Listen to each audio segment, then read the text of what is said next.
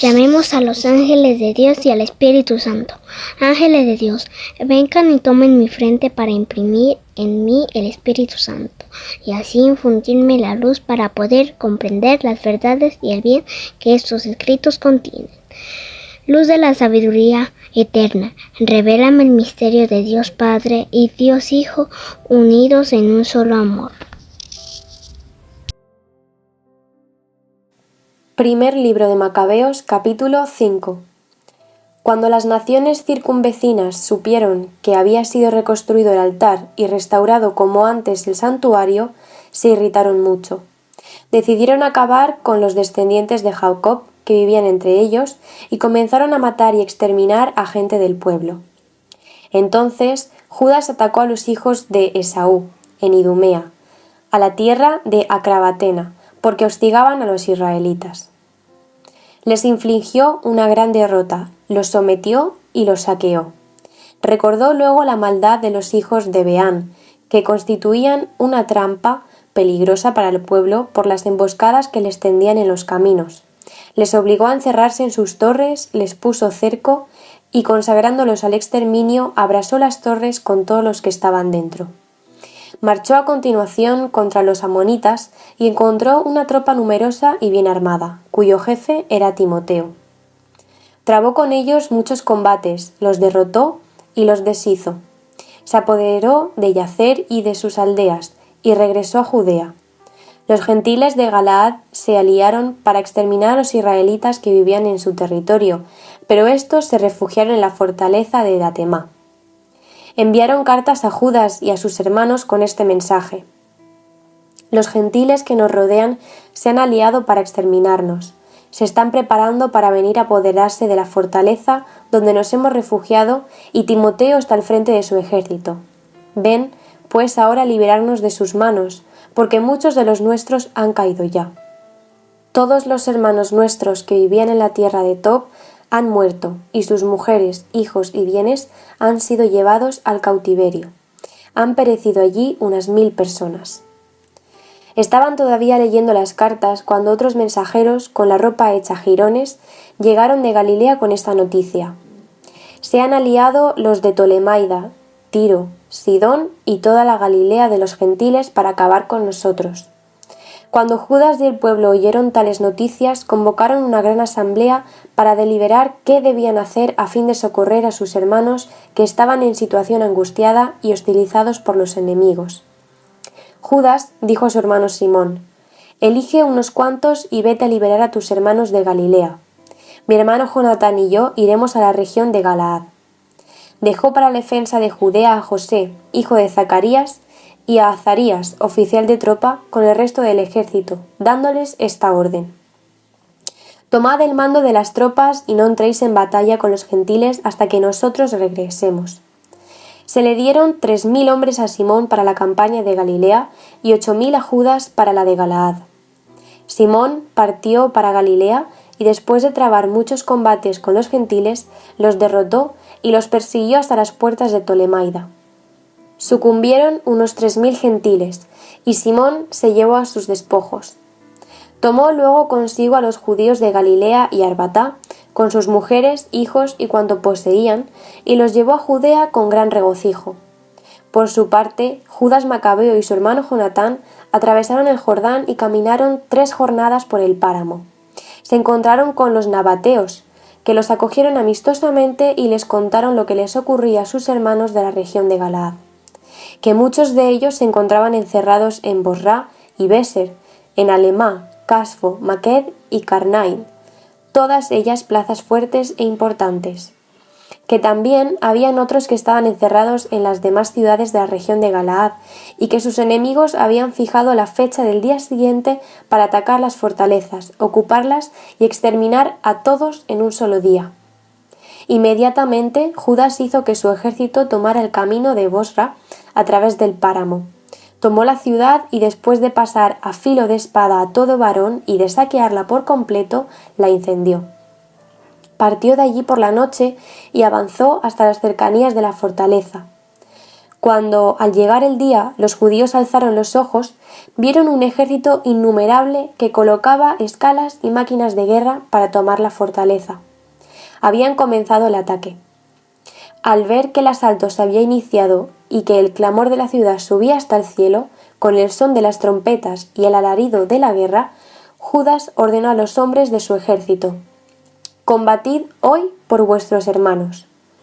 Y ordenados en 3 columnas, los hizo avanzar detrás del enemigo tocando las trompetas y gritando invocaciones.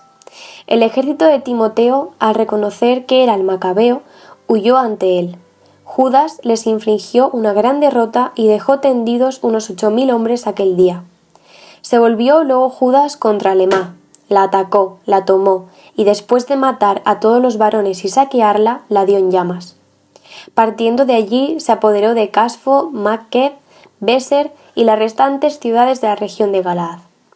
Después de estos acontecimientos, Timoteo juntó un nuevo ejército y acampó junto a Rafón, al otro lado del torrente. Judas envió gente para reconocer el campamento y le trajeron el siguiente informe: «Todos los gentiles de nuestro alrededor se le han unido y forman un ejército considerable. Tienen además como auxiliares mercenarios árabes. Acampan al otro lado del torrente y están preparados para venir a atacarte». Judas salió a su encuentro y mientras se aproximaba con su ejército al torrente de agua, Timoteo dijo a los oficiales de sus tropas: «Si él atraviesa primero hacia nosotros, no podremos resistirle, porque es seguro que tendrá ventaja sobre nosotros.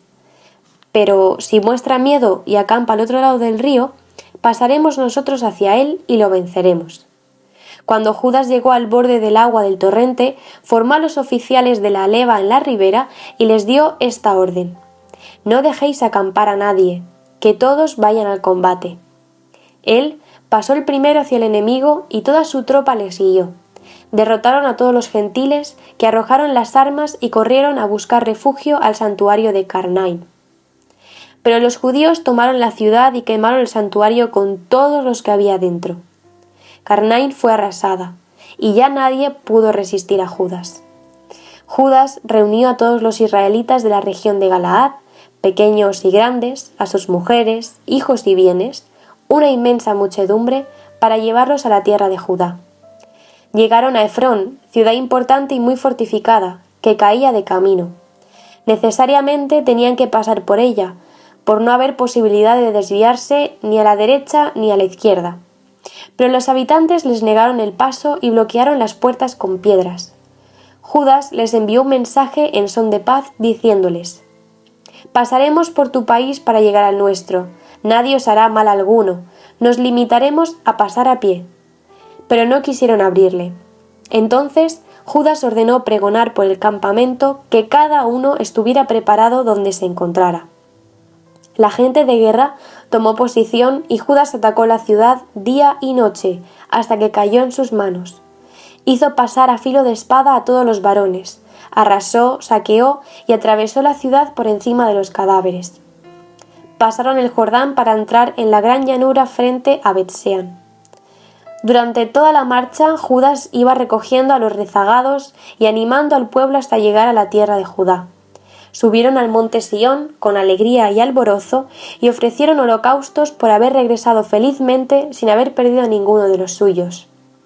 Mientras Judas y Jonatán estaban en la tierra de Galaad y su hermano Simón en Galilea frente a Tolemaida, José, hijo de Zacarías, y Azarías, oficiales del ejército, se enteraron de las proezas y combates que aquellos habían realizado y se dijeron: «Hagamos nosotros también célebre nuestro nombre saliendo a combatir a los gentiles de los alrededores». Y dieron orden a las tropas que estaban bajo su mando de ir contra Yamnia. Pero Gorgias salió de la ciudad con su gente para ir a su encuentro y entrar en batalla. José y Azarías fueron derrotados y perseguidos hasta la frontera de Judea. Sucumbieron aquel día alrededor de 2.000 hombres del ejército de Israel. Sobrevino este grave revés al ejército por no haber obedecido a Judas y a sus hermanos, creyéndose capaces de grandes hazañas. Pero ellos no eran de aquella casta de hombres a quienes estaba confiada la salvación de Israel. El valeroso Judas y sus hermanos se hicieron muy célebres ante todo Israel y ante todas las naciones a donde llegaba su nombre.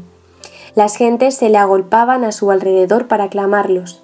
Judas salió con sus hermanos a luchar contra ellos de Esaú, en el sur del país. Tomó Hebrón y sus aldeas, arrasó sus fortificaciones y prendió fuego a las torres de su contorno. Partió luego en dirección a la tierra de los filisteos y atravesó Maresa. Cayeron aquel día algunos sacerdotes al querer significarse tomando parte imprudentemente en el combate. Dobló luego Judas hacia Asdod, en territorio de los filisteos, y destruyó sus altares, dio fuego a las imágenes de sus dioses y saqueó sus ciudades. Después regresó a la tierra de Judá.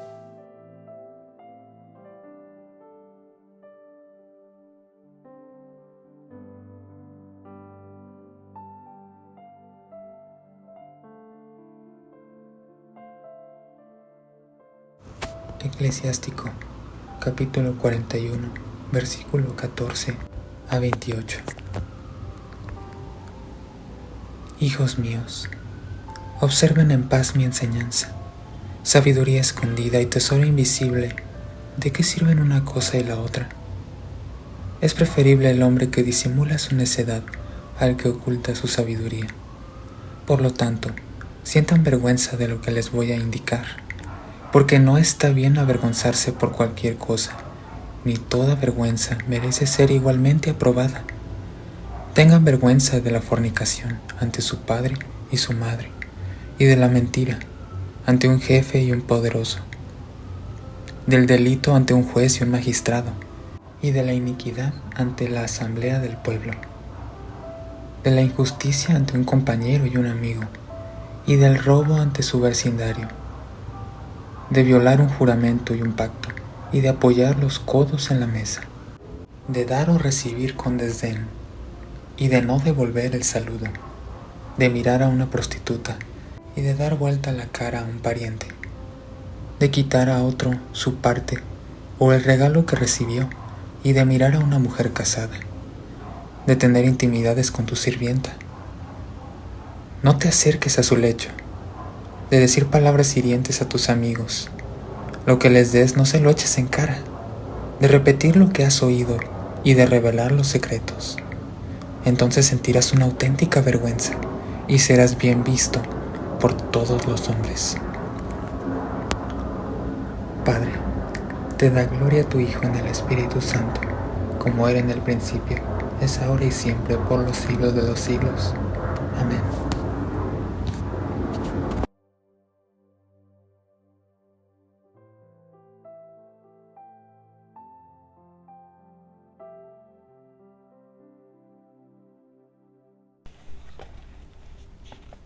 Epístola de San Judas. Saludo. Judas, siervo de Jesucristo, hermano de Santiago, a los que han sido llamados, amados de Dios Padre, y guardados para Jesucristo. A vosotros misericordia, paz y amor abundantes. Motivo de la carta. Queridos, tenía yo mucho empeño en escribiros acerca de nuestra común salvación, y me he visto en la necesidad de hacerlo para exhortarlos a combatir por la fe que ha sido transmitida a los santos de una vez para siempre, porque se han introducido solapadamente algunos que hace tiempo la Escritura señaló ya para esta sentencia. Son impíos, que convierten en libertinaje la gracia de nuestro Dios y niegan al único dueño y Señor nuestro, Jesucristo. Los falsos doctores, castigo que les amenaza. Quiero recordaros a vosotros que ya habéis aprendido todo esto de una vez para siempre, que el Señor, habiendo librado al pueblo de la tierra de Egipto, destruyó después a los que no creyeron, y además que a los ángeles, que no mantuvieron su dignidad, sino que abandonaron su propia morada, los tiene guardados con ligaduras eternas bajo tinieblas, para el juicio del gran día. Y lo mismo Sodoma y Gomorra, y las ciudades vecinas, que como ellos fornicaron, y se fueron tras una carne diferente, padeciendo la pena de un fuego eterno, sirven de ejemplo. sus blasfemias. Igualmente estos, a pesar de todo, alucinados en sus delirios, manchan la carne, desprecian al señorío e injurian a las glorias. En cambio, el arcángel Miguel, cuando altercaba con el diablo, disputándose el cuerpo de Moisés, no se atrevió a pronunciar contra él juicio injurioso, sino que dijo: que te castigue el Señor.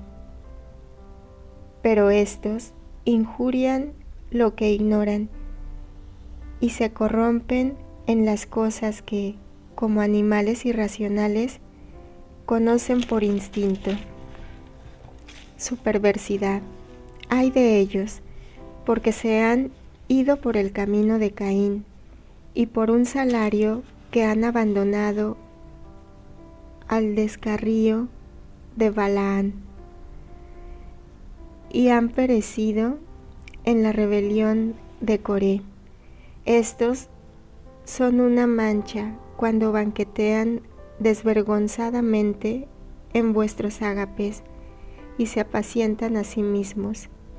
Son nubes sin agua zarandeadas por el viento, árboles de otoño sin fruto, 2 veces muertos, arrancados de raíz. Son olas salvajes del mar, que echan la espuma de su propia vergüenza, estrellas errantes a quienes está reservada la oscuridad de las tinieblas para siempre.